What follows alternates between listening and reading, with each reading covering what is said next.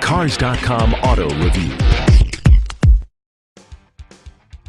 Hi, I'm Kelsey Mays for Cars.com, here with a familiar sight, the Ford Mustang. But it's not the same Mustang you might think, because Ford made a host of changes for 2013 we're going to tell you all about. Mustang comes in a 305 horsepower V6, a 420 horse V8, or a 444 horse Boss 302. And if you really want a need for speed, you're going to want to look at the 650 horsepower Shelby GT500 in a separate video we shoot, so be sure to check that out. We've got the V8 here, and it remains a lot of fun with fewer compromises than some of its immediate competitors. We'll show you why.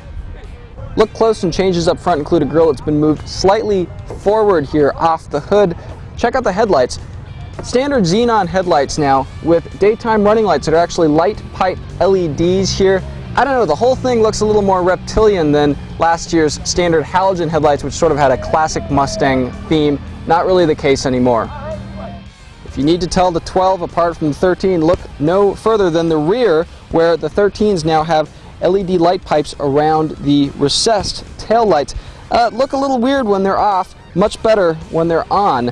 The lower bumper is now body color instead of darkened at the bottom. I like that a lot, makes the car a little more mature looking.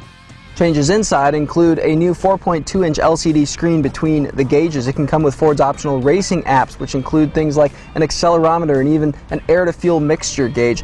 Also, you can get these Recaro racing seats now in more trim levels than before. You don't get power adjusters or seat heaters with them. Both things are unavailable, but they're very comfortable, they hold you in very well, and they're good on long trips. Some good and some bad about the Mustang remain. We wish that the steering wheel telescoped. It still only tilts, but trunk volume, 13.4 cubic feet, still very good in a car like this, and visibility, pretty good too. Pillars aren't too thick, and if you fold the rear head restraints down, you can get a nice clear view out the rear window.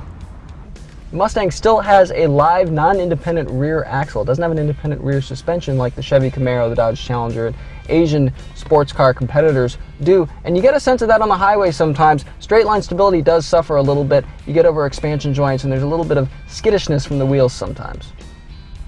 Our test car's 6-speed manual transmission is a little bit sloppy ramming through gears, but acceleration is pretty strong, especially after 3,000 RPM, where the 5-liter V8 really crescendos nicely. There isn't as much torque as the Camaro's 6.2-liter V8, but pretty fun.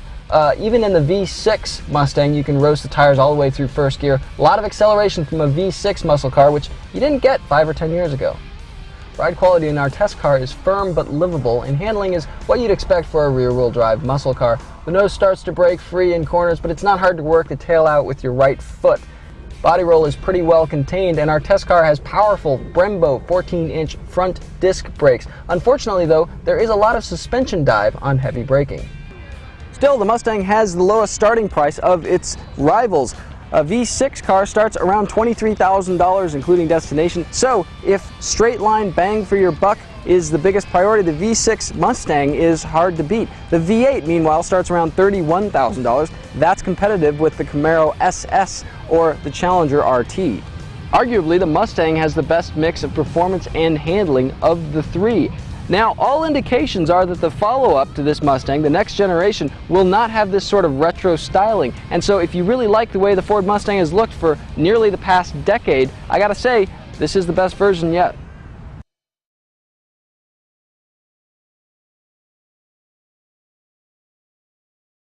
For more car-related news, go to Cars.com or our blog, KickingTires.net.